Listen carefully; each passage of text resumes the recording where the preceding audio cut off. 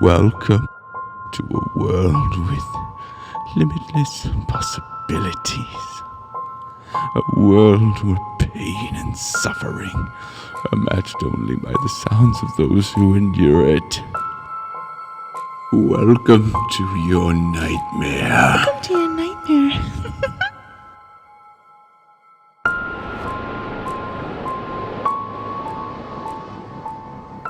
Hello everyone and welcome to Nightmare. This is the very first episode for this podcast. Our first story is called At the Gates of Hell. Author is unknown. Narrated by yours truly.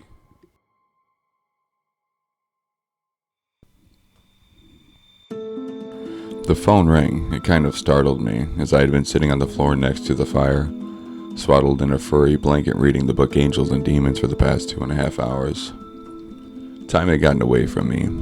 As the high-pitched warbling of the landline rang in my ears from across the living room, I gazed around my surroundings with glassy eyes, breathing deeply in an effort to shake off the Dan Brown-induced trance I had been lost in. A heavy sigh later, I was on my feet and trudging lazily over to the still shrieking phone, the blanket wrapped securely around my shoulders. A glance at the clock on the microwave told me it was 11 o'clock. I glanced at the small, glowing orange display on the phone stand at the number. 666. 6666. A strange number, I didn't recognize it. I hesitantly reached for the phone and picked it up, pressing it against my ears. Hello? I said groggily. Who could be calling me at this hour? Hello? A voice said through the phone. I didn't recognize it. The voice seemed to be clearer than usual and belonged to a man, but something was off. I'm calling to inform you of something very important, He said. I'm sorry, who is this? I inquired, confused as I rubbed my eyes and sat at the kitchen table. You don't know me, but I know you. I could almost hear him smiling about God knows what through the phone. I didn't know what to say. This had to be a joke. What? Who is this? What do you mean you know me? I asked more sternly.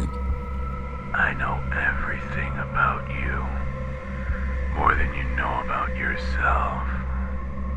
I sighed and facepalmed. Whoever you are, this isn't funny, I grumbled, the irritation in my voice growing. Mr. Murray, I am afraid this is no joke. I could hear in his voice that he was dead serious. This definitely was not some sort of cruel prank. It couldn't be. I stood up. How do you know my name? I asked feebly. Like I said, Mr. Murray, I know everything about you. I don't know what possessed me to say this, but I mumbled. Prove it. He began to laugh quietly. A moment of silence preceded a statement that shocked me to my core. When you were little, you were terrified of the dark. Every night after you were put to bed, you'd pull out your old nightlight from infancy. Even with that, you slept with the door open and the hall light on. Most nights you couldn't even sleep. Nobody ever knew but you. And me. I slammed the phone down onto the stand. It was true, all of it. How could he possibly have known this? I never told anyone. I felt my heart hammering inside of my chest. I wrapped the blanket tighter around me before turning the kitchen light on and going over to sit by the fireplace. The book's still sitting there, and I turned it over and slid it across the floor. I didn't even want to think about demons right now. It's a joke, I said to myself. I tend to talk to myself when I'm scared or lonely. Or when you're dreaming. I felt the heat of the fire grazing my arm and decided that it felt all too real to be a dream. The fear was too real. My mind raced. The phone rang again. It once again startled me. I stared at it from across the room as it screamed at me. The little orange display glared back at me, reading the numbers that I knew were on it. I let it ring a few times as the full magnitude of the situation impacted me, and I was filled with inexplicable rage. I threw the blanket from my shoulders and stormed over to the phone. I swiped it off the stand, and immediately the voice said, You didn't let me me finish. I cut him off mid-sentence by saying with mostly suppressed fury, I don't know who you are or what you want from me, but you better leave me the fuck alone or I'm calling the cops. He responded in a calm voice. And what are they gonna do about it? I'm just a voice through the phone. I smashed the phone back down onto the floor stand once again and ran around the entire first floor, locking every door and window and flicking on every light, even the porch light. I didn't even bother with the second floor. I closed the blinds on the sliding glass patio door before sitting down once again next to the fireplace. I balled myself up and secured the blanket around myself even tighter than before. I felt on the verge of crying. I was breathing rapidly and my heart rate had skyrocketed. It wasn't long before the phone sounded off yet again. I knew who it was and buried my head deep in the blanket and began to sob. I figured that if I kept answering, he'd keep calling, but maybe if I didn't, he'd leave me alone. The phone rang for what seemed like a lifetime. It went to voicemail, and I heard the voice through the answering machine. How rude of you to keep hanging up on me. Like I said, I have something very important to tell you. Tonight is your last night alive. At this, I looked up briefly, a look of pure shock and horror on my face, and then I buried my head back into the safety of the blanket and cried softly. His voice kept on, however. Unless you can find a way to escape your fate. There is one way, but it will not come easily. You must make sacrifices, endure both physical and mental pain. If, however, you cannot find your escape, be expecting me around 4:30. You better get started. The old grandfather clock in the room chimed 12, echoing eerily through the house. You only have a few hours. Good luck. I was wailing now. I didn't care. Nobody could hear me anyways, except maybe him. I had to get out of here, as far away from this place as possible. I stumbled to my feet, dizzy with overwhelming emotions, and ran over to the phone. I pushed the numbers 911, but the phone didn't respond. It appeared to be dead. It was plugged in still, though. So I unplugged it and plugged it back in and tried again. Still nothing. I frantically slapped it against my palm and pushed random buttons, but it was all futile. I collapsed into the chair at the kitchen table that I had been sitting in earlier, still clutching the phone in a death grip. My whole world fell apart. I cradled my head between my arms as every negative emotion in the book sped through my head. I was crying, sobbing. It took me a while to realize that my fingernails were digging into my palm and that a steady stream of warm crimson blood was flowing down my arm. And then the phone rang. I threw it at the floor as hard as I could and watched the many pieces fly off in all directions. It gave me a sense of freedom, but that couldn't even begin to counteract all the mental torture I was enduring. Then the realization hit me that the phone wasn't dead. He had just called me. I fell to the floor and scrambled to reassemble the phone. As futile as I knew it was, tears warping my vision. When I popped the second battery in the back and turned it over and began punching numbers, I confirmed what I had been dreading. It didn't work. The phone rang again. I pushed talk and screamed, "What?" at the man on the other end.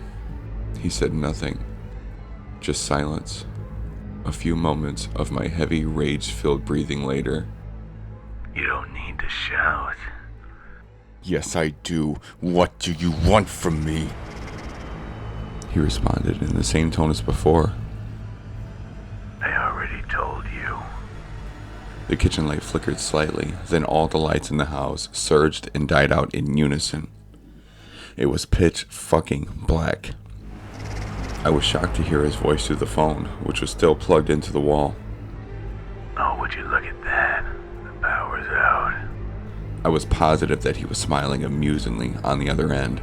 I said, completely overcome by fear, "What did you do?" I heard my voice quivering. He hung up. I dropped the phone on the counter limply and whirled around, faced by abysmal darkness that appeared thick as tar, waiting to swallow me up. The silence from the blackness hurt. His voice came through the answering machine again, without even ringing. But the power was out. How the hell was he doing this? I know why you're so afraid of the dark. I left the answering machine running as I went to find some candles. You can't stand the thought of the unknown. You never know what could be hiding in the shadows. I threw drawers open in search of a lighter. Just waiting for you to let your guard down. I found one along with a few candles and began flicking the lighter frantically with quivering hands. So they can take you. The striker lit, and I held it over the wick of one candle and watched it ignite. You never know what could be staring at you through the blackness. Right now. I screamed at the phone, "Shut up!" And he began to laugh maniacally before hanging up. As he laughed, an impossible gust of wind from nowhere blew through the room, blowing out the candle I was holding and the fire in the fireplace. I placed the smoking candle on the counter and apparently too close to the edge because it fell off and shattered on my foot, cutting small gashes in it. I felt the blood running off of my feet and pooling on the floor around me. I opened the drawer directly in front of me. I knew exactly what was in it, and I grabbed it out. It was a Bible. I ran over to the knife drawer and pulled out the largest blade I could find. I cut a deep gash across my fingers while groping for it in the darkness. I lit another candle and took both the Bible and the knife and headed into the hallway adjacent to the kitchen. I slid down the wall and huddled against it, placing the knife on the floor next to me. I rested the Bible on my knees and opened to a verse that I had completely memorized by heart. The pages were slightly illuminated by the flickering light of the candle that I had held against the pages. I began to yell the verse, trying my best to keep my voice from quivering. And even though, as I walk through the valley of the shadow of death, I will fear no evil, for you are with me. That impossible breeze blew once again down the hall, causing the candle flame to flicker. I stopped reading for a second, regained myself, swallowed hard, and continued. You are my rod and staff. They comfort me. As I read the words, it looked as if the ink was seeping through the paper, as if the words were bleeding. They soon became illegible, and I dropped the Bible to the floor. The page soon became entirely black, and a black liquid pooled around it. The impossible breeze blew once again through the hallway, and I started to recite what I knew by heart, even louder than before. You prepare a table before me in the presence of my enemies. You anoint my head with oil. My cup overflows with blessings. The wind rushed through the hallway even stronger, and the kitchen knife lifted from the floor and flew towards me, lodging in the wall to the right of my face. Where's your God now? He whispered, not through the answering machine in the kitchen, but all around me. It felt as if he was in my head. I scrambled to my feet and ran towards the stairs. What drove me to venture up there, I don't know, but it felt like the only place I could go. I slipped in the liquid that was a mixture of my blood and the black liquid that continued to seep from the Bible on the floor. I bolted up the staircase, which felt like it was giving way below my feet. I looked behind me to see the steps collapsing as soon as I stepped off of them, into an endless, swirling abyss of nothing into which the rest of my living room floor was falling in as well. I only ran faster. I bolted down the hall towards my room and was hit by the horrific realization that the walls were buckling and bending inwards. They were collapsing in on me. My house was imploding. I made it to my bedroom and opened the door, only to be greeted by a monstrous wall of fire. I whirled around and flew towards the stairs, and as I did, I heard the loud cracking noises, like sticks being snapped. A strange pain shot through my legs, and I realized that some unseen force was breaking my legs. The pain was unbearable. Tears poured from my eyes and down my face. I reached the top of the stairs. My legs snapped. Indescribable pain, accompanied by a stomach-churning sound, caused me to trip over my now useless legs. I fell down the staircase. When I reached the bottom, I hit my head full force on the marble tiling and blacked out. The last thing I saw before doing so was a boy, about 15. He He was standing in front of the abyss, swallowing my living room. He wore a red suit and his hands in his pockets. His hair was long and fiery orange. As my vision faded, I watched him mouth the words, 4:30, as he pointed to his wrist. And then I heard him laugh. I knew that laugh. It was the man on the phone. I woke up. Wherever I was, it was sure quiet. I was comfortable aside from the radiating pain from below my waist. My eyes slowly opened, and I saw my legs in front of me, both wrapped in thick, heavy casts and propped up at an angle by cables from the ceiling. There were tubes and wires everywhere. I lifted my arm and examined one of the many entering it. A nurse ran to my bedside from the right, telling me not to touch any of the tubes. She smiled at me and said, "I'll go get the doctor." She left the room for a minute, and I took that time to remember what had happened previous to that. Hell was the only word that came to mind. The doctor returned a few minutes later. "Hello, Mr. Murray, how are you feeling?" he asked in a voice that sounded like it had been dipped in honey. He didn't give me time to respond before he asked me, "Do you know what happened to you?" Of course I do, you fucking moron, I thought, but words couldn't describe what I had endured. "No," I answered. He looked at me with a face that practically had the words "false sympathy" tattooed across his forehead. Suddenly, my mom walks in, clutching an empty orange pill bottle. "Oh my God," she said as she rushed to my bedside with open arms and embraced me in a hug. "Thank God you're all right. I don't know what I would have done. What happened?" I didn't respond. "How are you doing?" she finally asked. "Fine," I said quietly. "Bart and Monica found you yesterday in your house. 2 broken legs and a concussion, and an empty pill bottle on the kitchen table," she said. The doctor chimed in saying, "I almost couldn't save your legs. They were both completely shattered mid-calf. Did you fall down the stairs?" I think so," I said. "Did you take all those pills at once?" my mom asked. "I hadn't taken any pills, I told her that." The doctor interjected, "But we found high levels of amphetamines in your system. You could have died." "But I didn't take any pills," I insisted, and it was true. I hadn't. I wasn't even on any prescriptions, let alone had any in my house. The doctor shrugged and placed his hand on my mom's shoulder. "I'll leave the two of you alone for a while." He walked out of the brightly lit room. My mother spoke first. "I tried to piece together what had happened. Are you sure you didn't take those pills?" "I'm positive," I said, on the verge of irritation. "Well," she said, "it's obvious that you fell down the stairs. Is that how you broke your legs?" I think so," I said, remembering vividly what had happened, just not able to explain it. "Maybe you did take the pills, you just don't remember," my mom suggested. "I didn't take the fucking pills," I yelled. My mom placed a hand on my shoulder. "Sorry, honey, She began to cry. "You know what the strangest part is?" she said, without looking up from the bottle. "The doctor says all of this occurred around midday, on the day before yesterday." She raised her head to stare emptily at me. "But I looked at your phone records to try and piece it all together. Apparently around midnight 2 nights ago, you called the same number multiple times. The number had all 6s.